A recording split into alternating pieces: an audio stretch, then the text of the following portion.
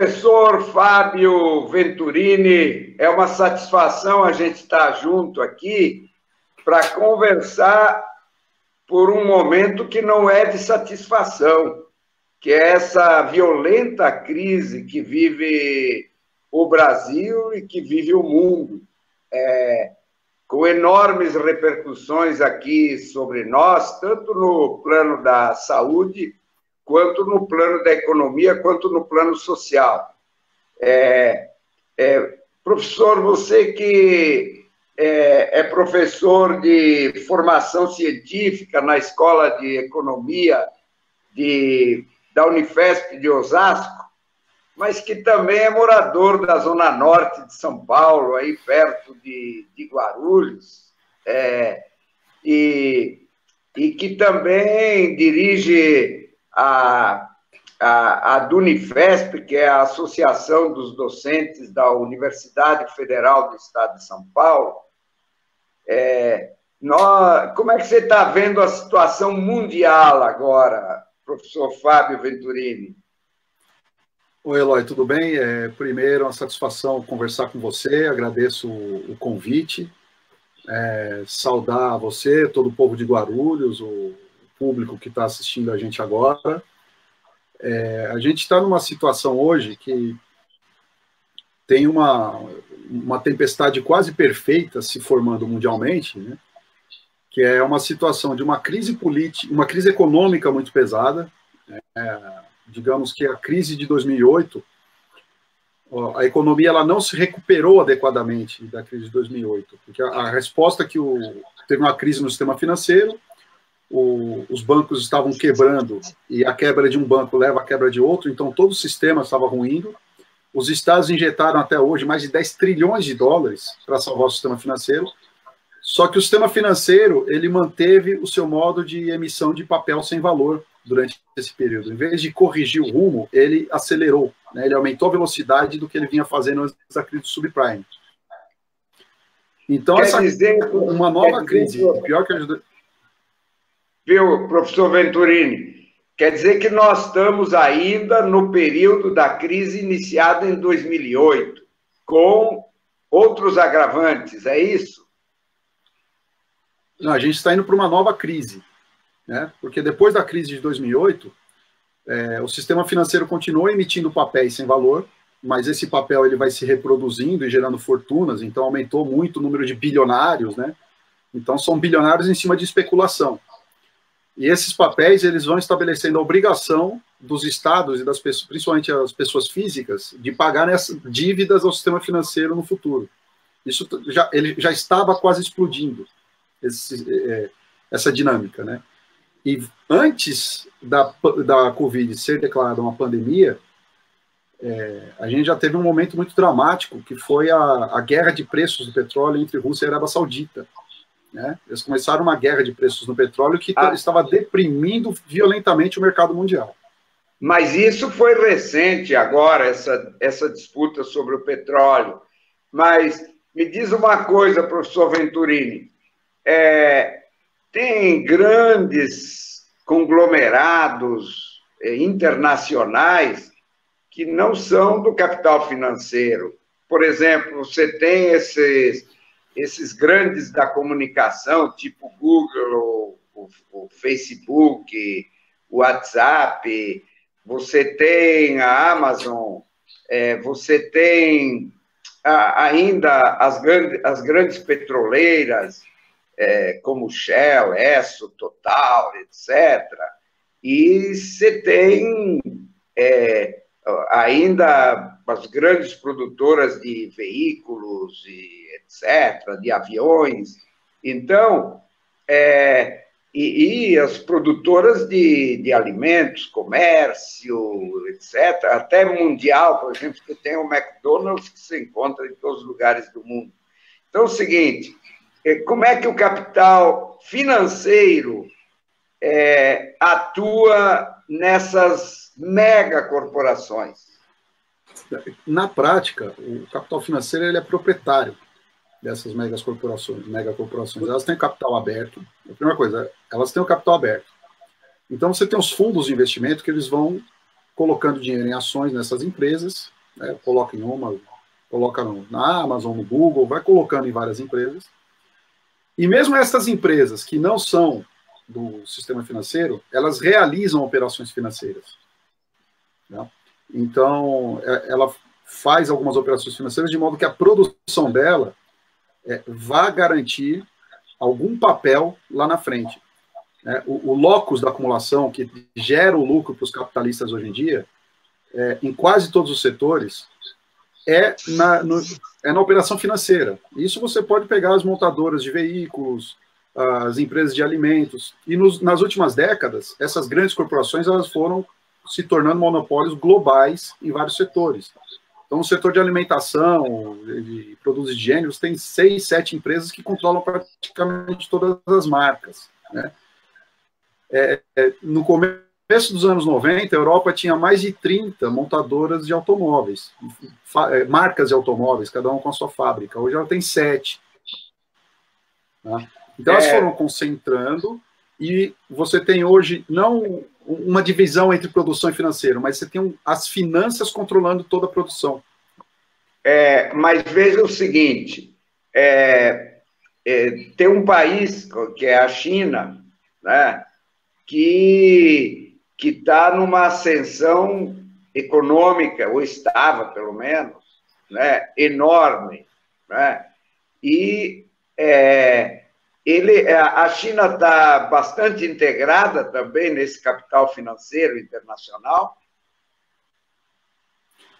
A China ela está integrada, porém é uma integração controlada, tá? Porque o Estado chinês ele faz controle de entrada e saída de capitais, entrada e saída de dinheiro, né? O capital na forma financeira, para evitar ataques especulativos.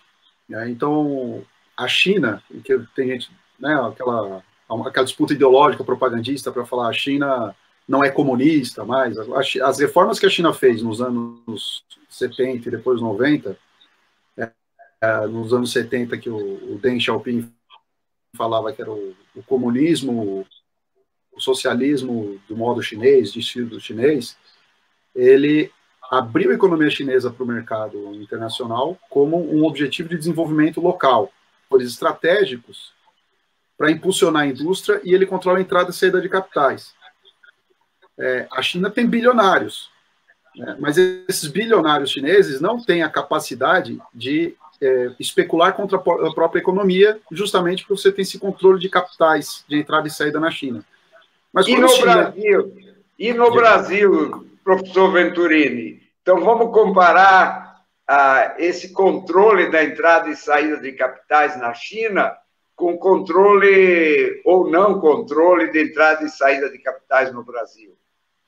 No Brasil, quando teve mais controle, foi na ditadura militar, né? Principalmente no governo Geisel. No governo Geisel, você tinha uma situação de uma crise internacional profunda, e os militares fizeram imaginaram a economia em que, sob condições favoráveis, os empresários iriam investir. Como os empresários não investem, eles só investem se tiver perspectiva de lucro. Né? E sem perspectiva de lucros, os empresários pararam de investir. Então, o Geisel, no governo dele, decidiu fazer uma intervenção do Estado e fazer vários controles. Esses controles foram desmontados nos anos 90. Né? Quem começou a desmontar foi o Collor.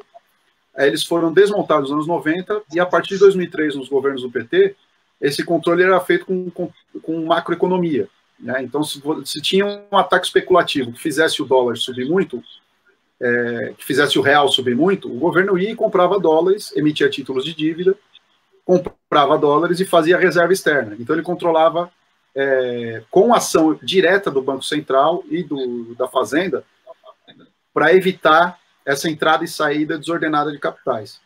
A partir de 2016, com o golpe, o Temer, o Henrique Meirelles com o Temer e o Paulo Guedes com o Bolsonaro começaram a desmontar toda essa estrutura. E hoje os capitais entram e saem da forma que querem no Brasil, e aí a coisa fica fora do controle. Né? O que está em evidência hoje é essa subida do dólar. Né?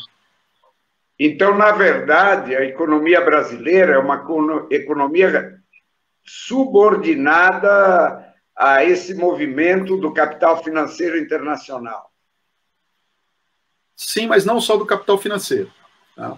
Porque todos os mecanismos de proteção da economia que foram criados nos governos Lula e Dilma, e aí o primeiro mandato da Dilma, né, porque no segundo mandato a Dilma já governa contra a parede, sob grande pressão do sistema financeiro, e ela vai cedendo em vários aspectos, a partir da nomeação do Joaquim Levy, mas todos os mecanismos de proteção da economia brasileira, inclusive na área financeira, eles foram desmontados.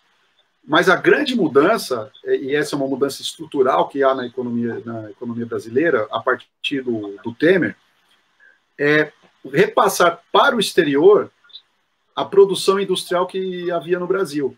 Então, principalmente o Lula, ele usou política de campeões nacionais da Petrobras para fazer desenvolvimento industrial. E isso foi desmontado, foi depenado com Henrique Meirelles e Paulo Guedes, deixando o Brasil dependente de importações de itens que ele anteriormente produzia aqui. Então, me diz uma coisa, eu não sei se está me ouvindo bem. Estou ouvindo bem. Ah, tá. Que a imagem aqui está um pouquinho parada, né?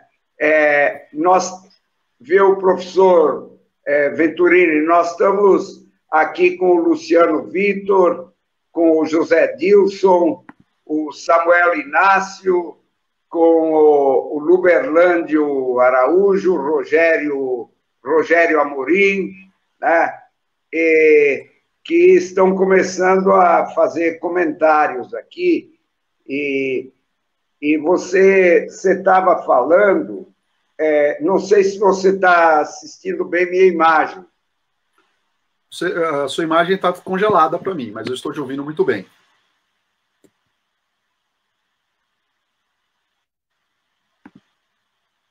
Alô?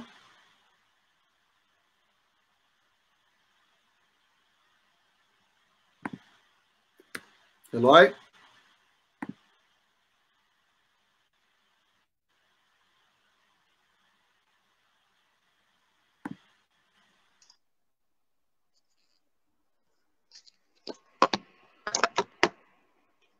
Tá, agora está me ouvindo?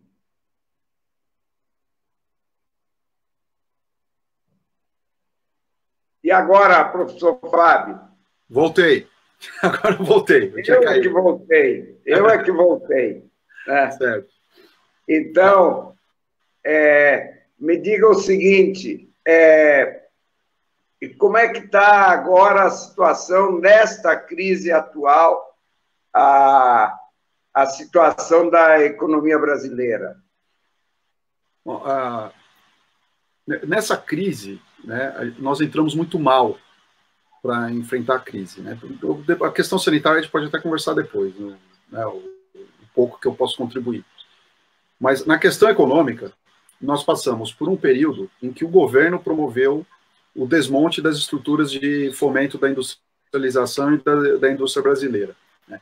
Para você ter uma ideia, na época em que a Dilma era ministra das Minas e Energia e o Gabriel era presidente da Petrobras, a Petrobras criou um programa de qualificação de fornecedores. Então, para empresas brasileiras, elas se qualificavam com auxílio da Petrobras para fornecer qualquer item, vários itens. Então, eram válvulas industriais, né, equipamento para trabalhar com gás, petróleo, etc.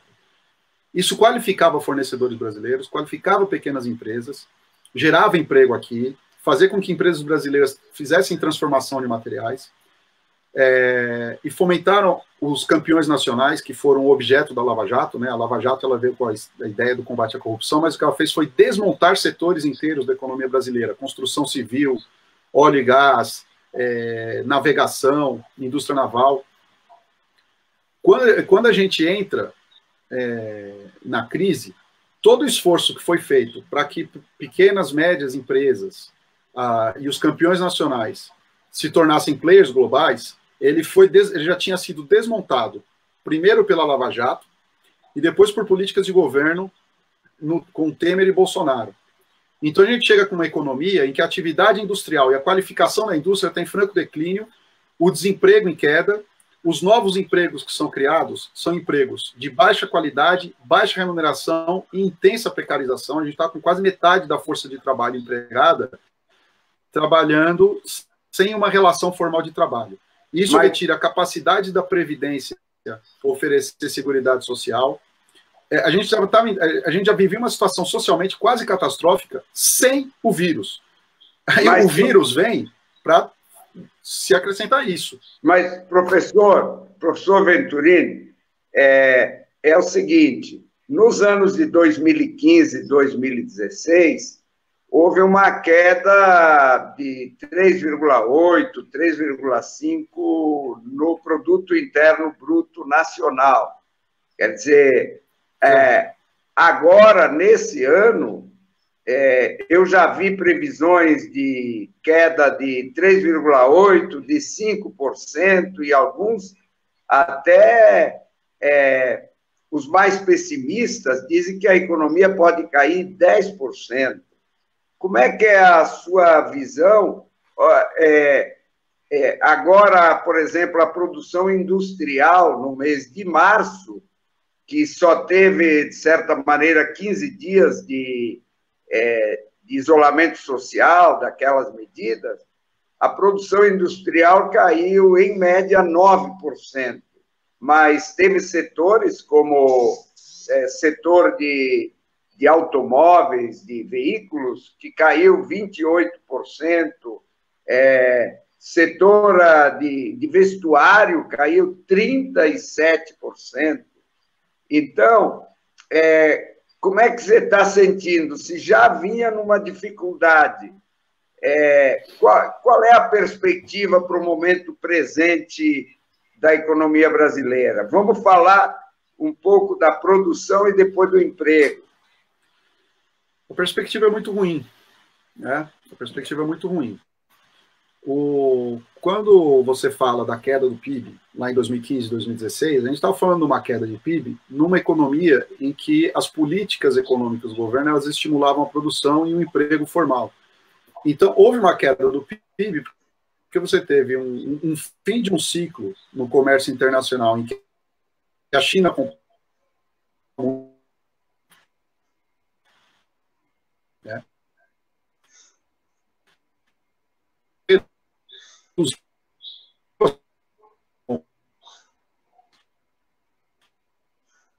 Professor Fábio Venturini, a sua internet interrompeu agora aí.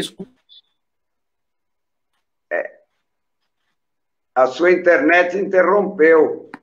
Tá? Você está me ouvindo bem?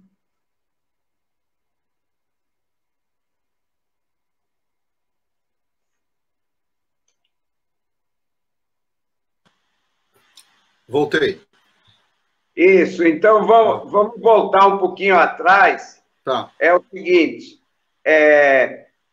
como é que está a situação atual? Se já estava com dificuldades a economia, como você relatou, né? Como é que fica agora com esse desastre econômico internacional, inclusive? Então, atualmente a situação está muito ruim porque a indústria brasileira ela foi sendo desmontada. No ano passado, só em São Paulo, foram mais de 2.000 indústrias que fecharam, né?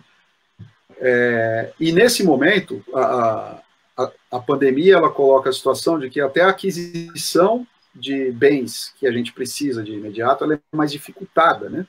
Por conta do comércio internacional, dos cuidados, da demanda. Então, vai comprar respirador, o governo americano intercepta no meio do caminho para pagar mais caro.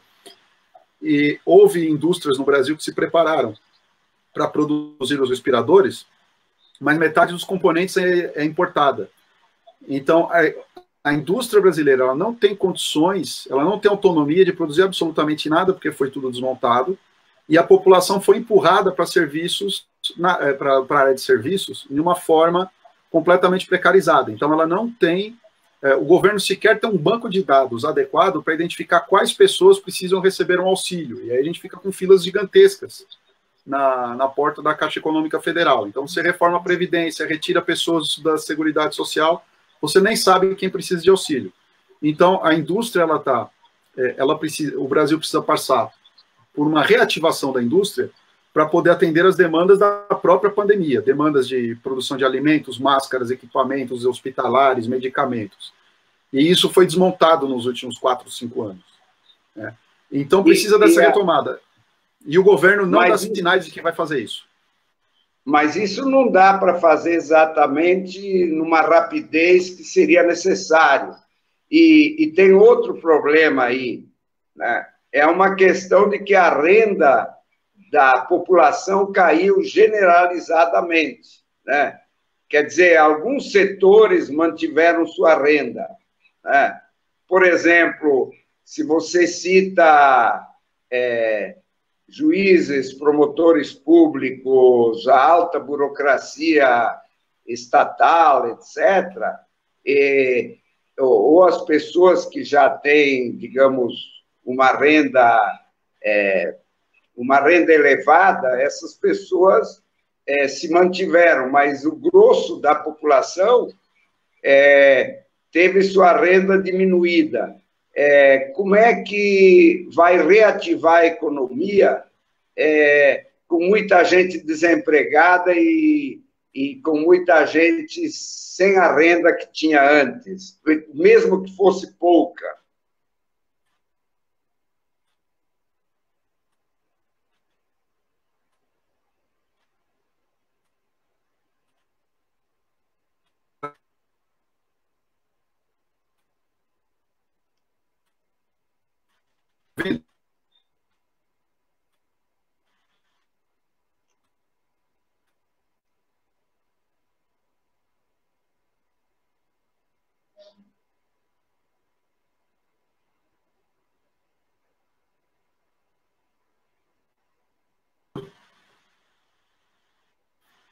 Está me ouvindo, Eloy?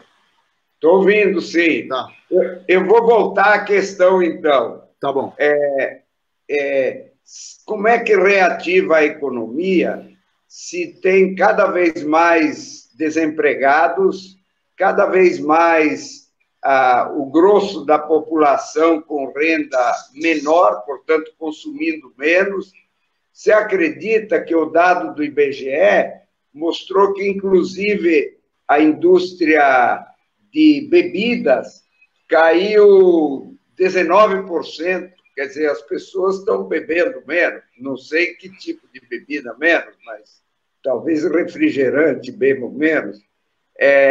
A indústria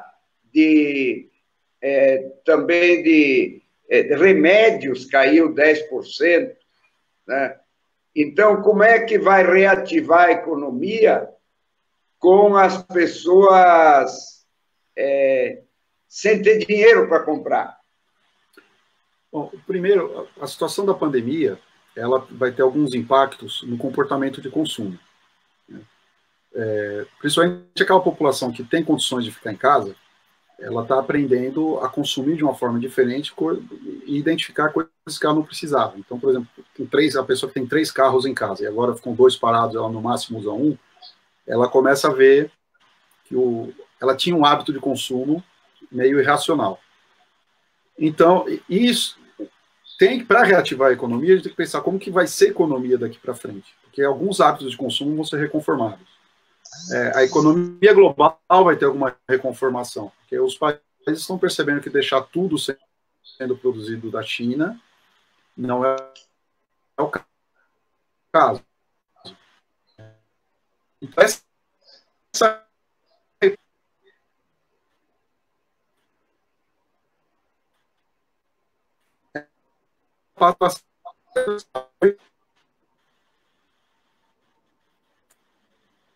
Está me ouvindo? Agora voltou. Tá.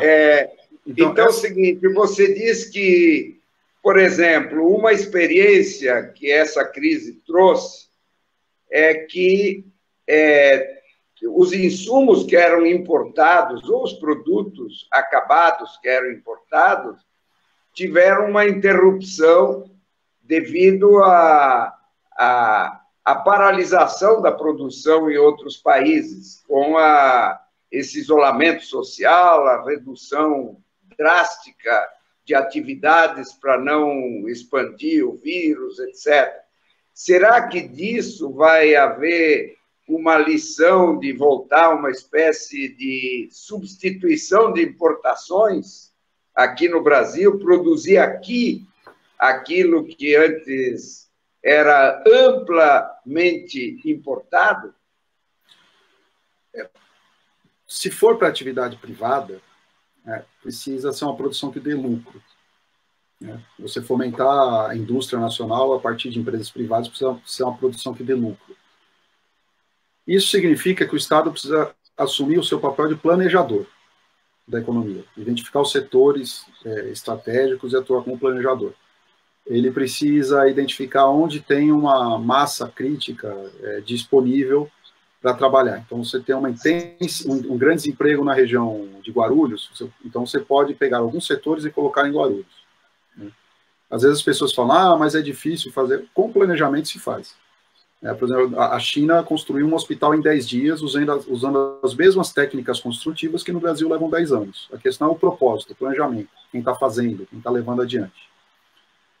Então, aqui no Brasil, você pode reativar isso com o planejamento estatal. Em alguns setores, o Estado pode operar, em outros setores, ele favorece, ele coloca a iniciativa privada para operar. O que ele não pode fazer é deixar ao bel prazer do mercado, porque o mercado só vislumbra o lucro. E existe hoje no Brasil uma questão ideológica que faz com que as pessoas pensem que o Estado não pode fazer nada. Para você ter uma ideia, hoje a Câmara aprovou o congelamento de carreiras e salários de servidores de estados, municípios e da União durante 18 meses. Então, pergunto, como que você vai fazer o Estado atuar numa pandemia? Como você vai colocar o profissional de saúde trabalhando na pandemia, se você congela o salário dele por 18 meses? Então, existe uma idiotia ideológica no Brasil em que as pessoas lutam contra o Estado e, nesse momento que o Estado precisa atuar, os maiores defensores dessa teologia econômica neoliberal estão no governo fazendo o contrário do que deveria ser feito para a economia ser reativada e proteger a população que está sofrendo mais. Então, no meio da pandemia, diga. Não, professor Venturini, é o seguinte, esse pessoal que assumiu o Ministério da Economia nesse governo agora e no governo anterior do Temer, eles têm uma visão, propagavam uma visão de que tudo tinha que ser privatizado. Então, na verdade, na medida em que privatiza, você entrega a economia na mão de outro comando, que não é o comando do governo. Digamos, se tivesse privatizado a Caixa Econômica Federal, por onde é que estava fazendo esses pagamentos do auxílio emergencial? Porque deu para ver que os bancos privados, eles estão colocando muitos obstáculos em fazer empréstimos para pequenas e médias empresas, que eles continuam exigindo tantas garantias que as pessoas não conseguem fazer os empréstimos para sobreviver nesse momento. Então, esse tipo de filosofia que comanda o atual governo e que comanda até a maioria do governo dos estados e até dos municípios, você acha que essa crise vai balançar um pouco isso ou logo eles vão voltar com as mesmas ideias? Existe uma corrente de pensadores neoliberais que está defendendo que o Estado auxilie, mas tão logo passe a crise da pandemia, eles voltam a defender as privatizações. Tem duas coisas. A primeira, governos dos países que estão controlando melhor a pandemia, eles não estão oferecendo empréstimo, os bancos não estão oferecendo empréstimo. O governo está pagando salário para as pessoas ficarem em casa. Tá? Na Alemanha, na Inglaterra, na Nova Zelândia, os países que estão com mais sucesso, na Argentina, a Argentina proibiu demissões, o governo paga parte dos salários. Então, os países que estão com mais sucesso é que o governo está bancando a sobrevivência das pessoas. Aqui no Brasil, o governo está forçando as pessoas a terem atividade econômica, inclusive fazendo empréstimos a taxas de juros que alguns bancos estão oferecendo mais altas do que antes da pandemia, né?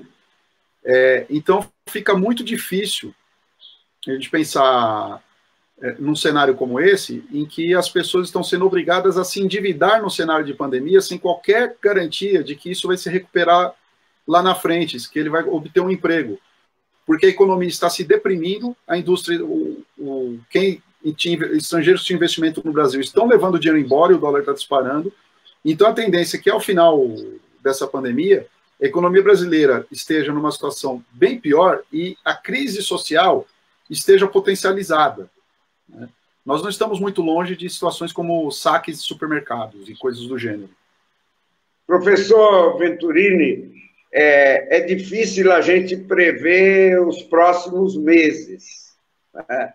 Mas eu li um comentário sobre a indústria automobilística, né, que ela vai demorar de 2 a 3 anos para voltar à situação que estava antes dessa crise do coronavírus. Isso um setor industrial, né?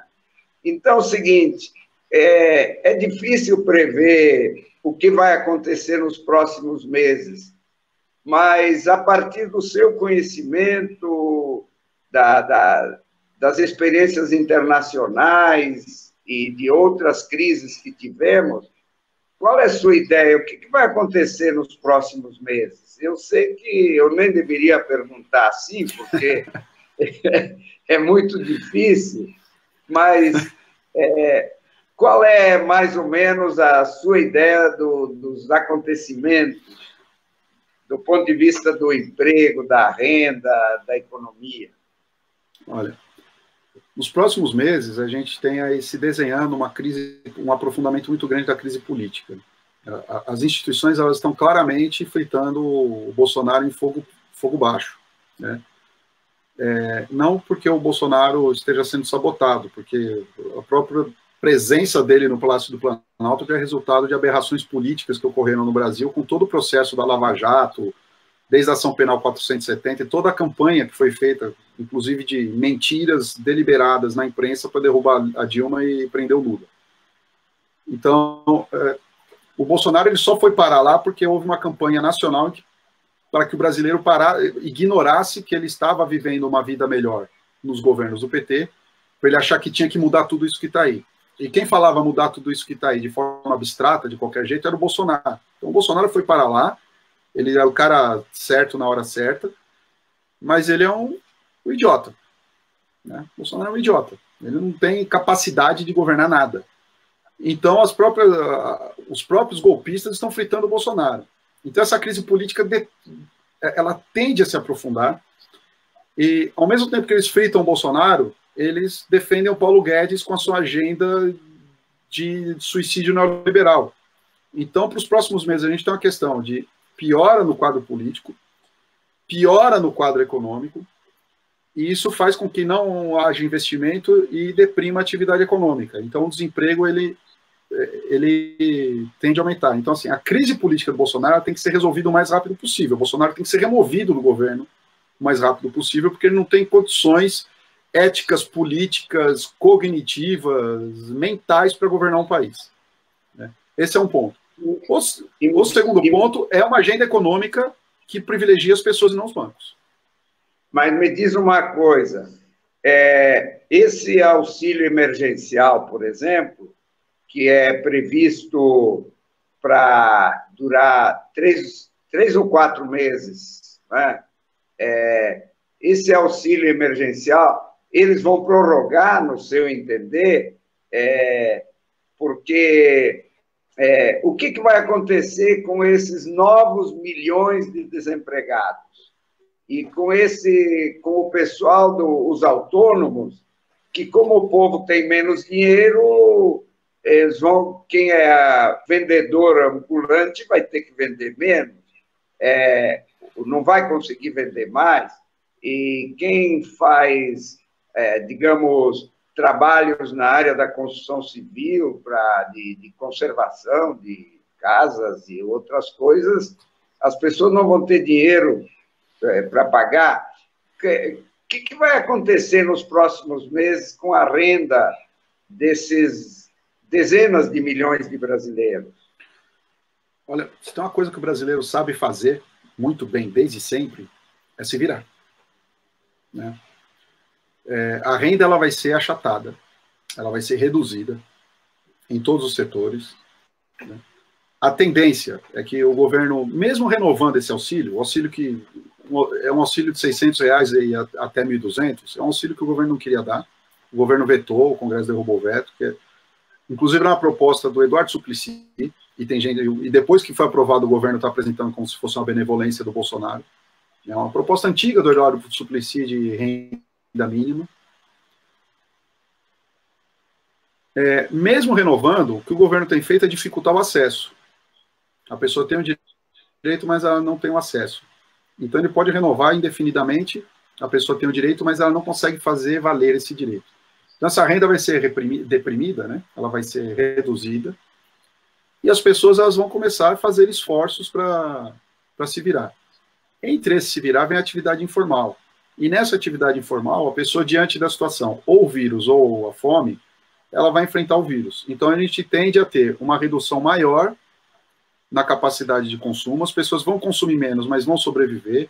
Isso vai ter um impacto profundo para desmontar a economia, e, ao mesmo tempo, vai fazer com que mais pessoas se exponham ao vírus, aumentando os efeitos da epidemia, inclusive no número de mortes. Né? Então, a Organização Mundial da Saúde já está considerando que o Brasil será o próximo foco global da pandemia. A taxa de contaminação do Brasil já é a maior do mundo. A taxa de mortalidade no Brasil já é uma das maiores do mundo. Então, as pessoas elas vão se virar, mas elas vão se virar se expondo a um vírus mortal. E acho que é esse o grande problema que o governo Bolsonaro, uma parte dos governadores, pelo menos 7, e vários prefeitos, não viram ainda, né, ou se recusam a enxergar. Eles querem que as pessoas se virem, mesmo que para isso elas se exponham à morte. Acho que esse cenário é o mais aterrorizante dos próximos meses. Mas o brasileiro ele vai se virar. Só que muita gente vai morrer. Né? De imediato. Simplesmente vai perecer porque pegou o vírus, porque tentou se virar para o sustento. Isso porque, pelo menos, eu tenho me informado a respeito disso, e todos estão se informando, que uma coisa é o pico da expansão dessa epidemia do novo coronavírus. Mas não quer dizer que se achatar a curva, ela vai deixar de se disseminar, não é isso? Então, quanto mais as pessoas vão se expor ao contágio, né, mais há uma tendência, como você está dizendo, de ficarem doentes. Né? Então, parece que os próximos meses será uma convivência entre a busca de algum recurso para sobreviver com a disseminação da doença. Será que é esse o cenário terrível que nos espera nos próximos meses? Eu diria que é nos próximos dias. Tá? Não é nem nos próximos meses. Esse é o cenário nos próximos dias. Já existem bairros em que as pessoas não estão conseguindo se livrar dos corpos, né, das pessoas. No exterior, os estudos fazem estimativas dos países e tentam corrigir dados, porque no Brasil não são feitos testes. Né? Os dados no Brasil são absolutamente... não são confiáveis nesse momento, os dados da saúde pública. O ministro Mandetta, que vinha fazendo um trabalho ruim, foi trocado por um ministro que realiza um não trabalho. Então, um trabalho ruim ainda é melhor do que um não trabalho. E a estimativa é que os dados no Brasil eles têm um subdimensionamento de 10 vezes. Então, se essas estatísticas estiverem verdadeiras, essas 10 vezes significa que no Brasil nós já temos mais de 1 milhão de infectados e mais de 70 mil mortes pela Covid. E não são tomadas medidas efetivas para mitigar isso. uma parte da população estimulada por um discurso irresponsável, não só do presidente, mas de parlamentares, da base dele, prefeitos, governadores, ministros,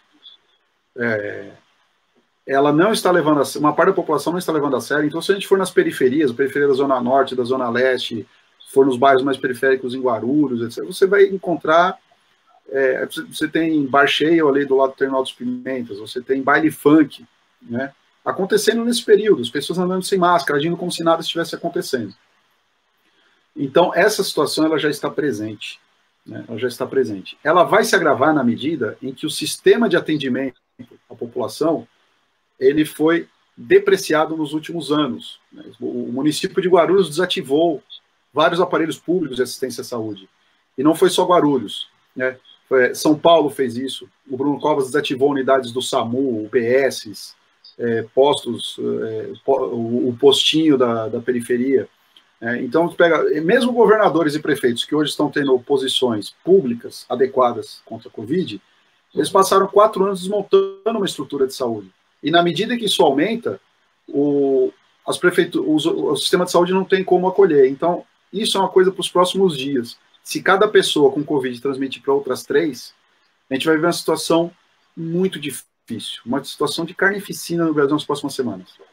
Professor Venturini, eu tenho acompanhado a evolução dos casos suspeitos em Guarulhos, dos casos confirmados, etc. O problema é que os casos que são reportados são apenas aqueles que chegam no sistema de saúde, porque muita gente pega o vírus, mas não tem sintomas, ou tem sintomas leves e não chega no sistema de saúde. Mas sabe qual é o aumento dos casos suspeitos nas últimas 3 semanas? Na última semana agora, de casos que são registrados como suspeitos no sistema de saúde, era uma média, na última semana, de 180 a mais por dia. Na semana anterior, era uma média de 96 a mais por dia. E na semana que antecedia a semana anterior, era de 54 casos a mais por dia. Então, nota, pulou a média diária de 54 para 96 para 180, né? Então, você nota que ela está praticamente dobrando. E isso é aquilo que é conhecido, não é? E no Brasil saiu agora um estudo no Rio de Janeiro que 43% das pessoas infectadas que foram registradas como infectadas pelo coronavírus, 43% têm até 49 anos, né? Então, é o seguinte, digamos, onde os sintomas se apresentam mais é nas pessoas acima de 60 anos e tal. Então, o que acontece é que o pessoal mais jovem, né, ou aí de uma idade intermediária, está saindo bastante e está espalhando bastante a doença. Então, outro dado que eu vi também, agora sobre a capital São Paulo, é que os bairros periféricos eles estão começando a demonstrar um crescimento muito superior a que era nos bairros assim mais de pessoal de classe média.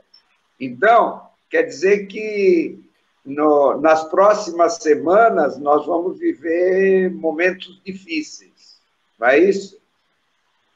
Sim, a tendência na periferia é ser pior. Né? A gente pegar, por exemplo, na Brasilândia, aqui em São Paulo, a taxa de mortalidade entre as pessoas que deram entrada no hospital e foram diagnosticadas com a Covid-19, a taxa de letalidade ela chegou a 50%. Né? Então, se você está numa região que na periferia, primeiro, que mora mais gente, além de morar mais gente, as pessoas moram com aglomerações, né, mais aglomeradas, mais apertadas. Então, num bairro de classe média, numa rua que tem 20 casas, a mesma área, numa periferia, numa favela, vai ter mais de 100 residências, né? Então, é muito difícil você não ter a transmissão e mais. Você tem muitas pessoas por casa, né? Nas regiões de periferia, na Grande São Paulo, em todos os municípios, dependendo da região, a média é de 4 pessoas por cômodo na casa. Na mesma casa moram 2, 3 famílias.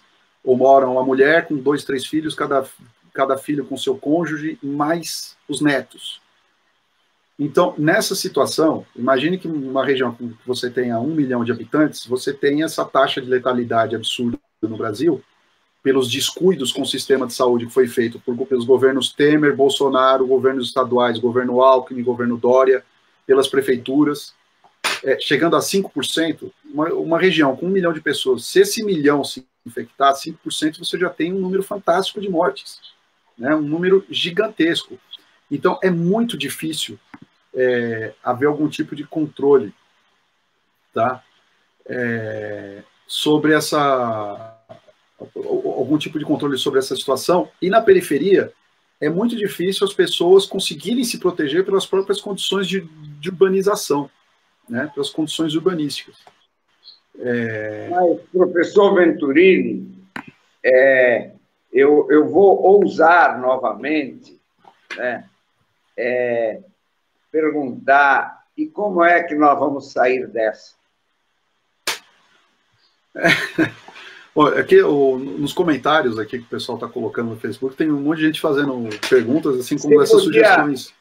Professor Venturini, você podia fazer um comentário aí dos comentários, por favor? Assim, porque assim, eu ia apontar que esses comentários são, em geral, sobre sugestões do que fazer, né? Então, o pessoal falando para aumentar crédito barato, emitir moeda, né? Se o governo pode emitir moeda, então, assim, o governo pode emitir moeda. É que tem um mito de que se emitir moeda gera inflação, né? Você gera inflação se tiver demanda alta. Como não tem demanda, ele pode emitir moeda. As pessoas não estão comprando cerveja, então você pode emitir moeda, né? O pessoal falando que o SUS está sendo desmontado, né? Aí, o que me chama a atenção... Dá para citar aí alguém que está perguntando... o Carlos Murilo. O Carlos Murilo, ele coloca: vocês acreditam ser necessário tomar as medidas que o Maranhão tomou? O isolamento impositivo, né? Eu falo assim, Carlos, o Maranhão, ele não toma só um isolamento impositivo. O Maranhão, ele tem uma política epidemiológica para impedir que as pessoas se contagiem, né? Então, o que o Flávio Dino, governador do Maranhão, fez? Ele estabeleceu, se a gente chegar a 80% de ocupação das UTIs, lockdown, fecha tudo, para a gente não sobrecarregar o sistema, para poder salvar as pessoas. É difícil só um estado fazer isso, porque aí vem gente de outro estado, traz a doença. Se não for um esforço nacional, não faz isso. Agora, o governo do Maranhão, ele tem uma política agressiva de valorização do serviço público, de obras públicas, de geração de empregos, de desenvolvimento da economia local, desenvolvimento dos serviços, desenvolvimento do turismo, tá? Então, a saída, a gente tem, primeiro, 2 tipos de saída para pensar. A saída da pandemia, que é uma política agressiva, que aí eu concordo, com isolamento, se necessário, impositivo. E existe um problema para fazer isso. O Dória cogitou fazer. A Polícia Militar não está obedecendo o Dória. Viu, professor... A Polícia Militar obedece o Bolsonaro, que é um louco. Professor Venturini, é o seguinte, aliás, para quem está nos assistindo, é uma alegria tê-lo aqui, né? Você que é professor de formação científica, né, da Unifesp, que já deu aulas aqui em Guarulhos, que está na Unifesp, no campus de Osasco, onde tem a Faculdade de Economia.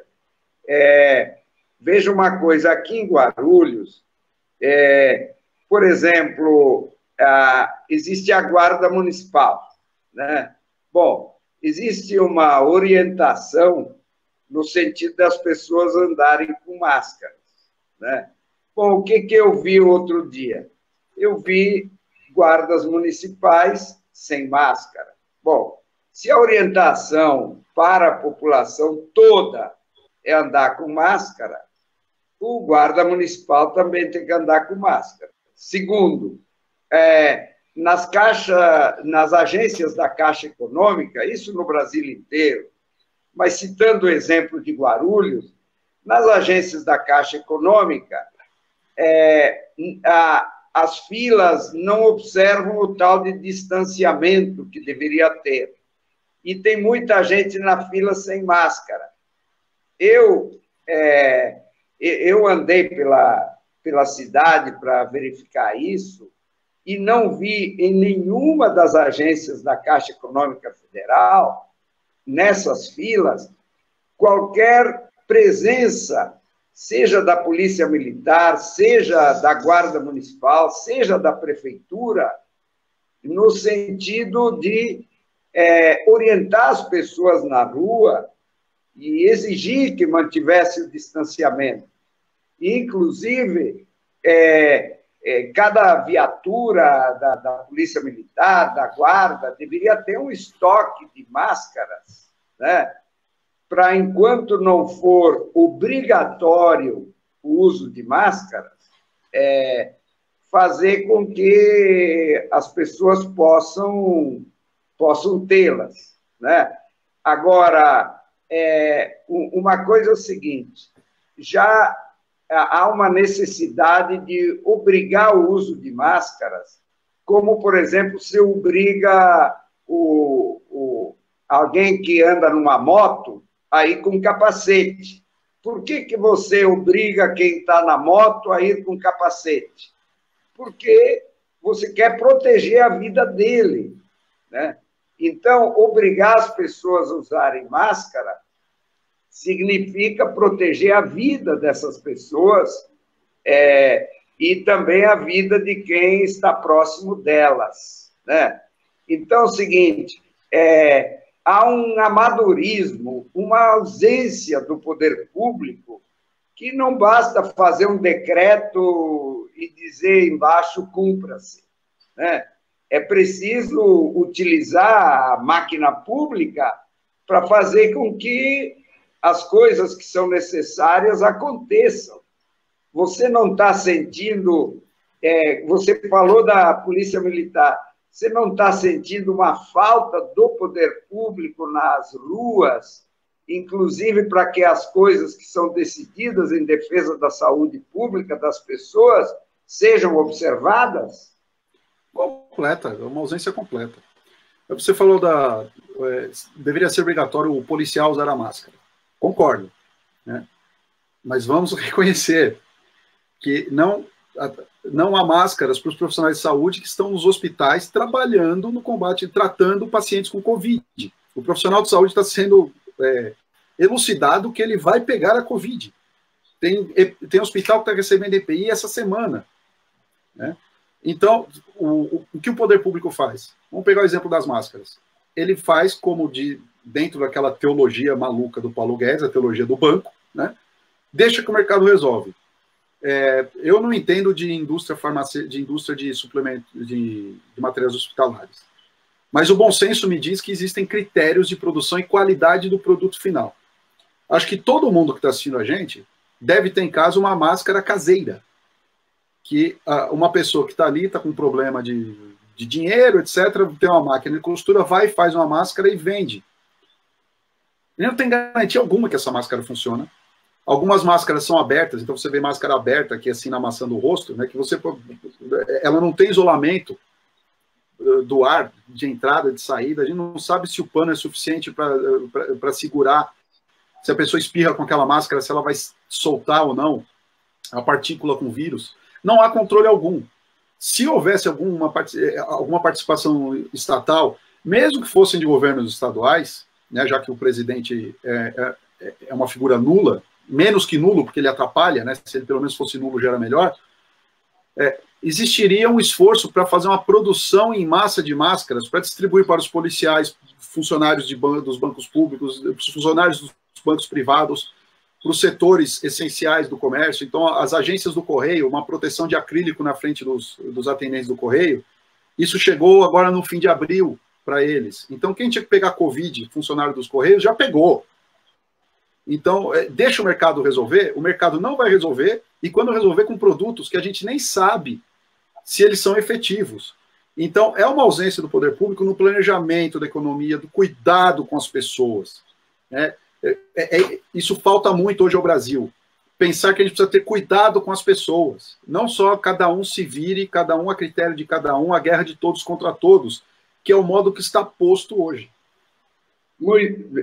Professor Fábio Venturini, nossa conversa está super interessante, mas o nosso tempo está se esgotando, e eu espero que, de alguma forma, com a criatividade brasileira, como aconteceu já em outras épocas históricas, com o movimento social renascendo, a gente consiga, e um movimento político a favor da maioria da população, que a gente consiga renascer dos sofrimentos da crise atual, e sua contribuição, a contribuição da Unifesp, a contribuição dessa geração sua também, é extremamente importante. Eu quero agradecer muito a sua participação, a todos que nos acompanharam, né? E desejar, bom, que o Brasil e o mundo, né, supere essa crise e que haja um renascimento de uma sociedade mais justa e mais igualitária. Obrigado, professor Fábio Venturini, da Unifesp. Obrigado, Eloy. Eu que agradeço pelo convite. Eu acho que a situação é difícil, a gente fala, as pessoas até, né, podem ficar meio assustadas. O mais importante é que a gente tenha sempre em mente que o sol vai nascer novamente, sempre tem o dia de amanhã. Se hoje está ruim, hoje a gente tem que fazer com que o amanhã seja melhor. A gente não pode perder nunca a esperança, mas continuar sonhando e sonhar com o pé no chão para que a gente faça esse amanhã melhor. Então, nesse sentido, as universidades públicas têm um papel fundamental, uma sociedade que aprendeu a odiar a ciência e hoje ela depende da ciência, então as universidades públicas, que são o último bastião da ciência e da democracia no Brasil, estão resistindo e elas têm um papel fundamental para esse amanhã melhor. E lideranças que estiveram com a gente sempre são importantes, e você, eu tenho certeza que tem um papel fundamental para a gente construir um amanhã melhor. Parabéns, tá, por essa iniciativa, parabéns por continuar na luta, porque é difícil, né, de continuar tanto tempo na luta, parabéns por continuar, por ter essa saúde, essa disposição, e eu tenho certeza que você também vai ter um papel importante. Obrigado pelo convite e por essa conversa. Obrigado, e obrigado a todos que nos acompanharam.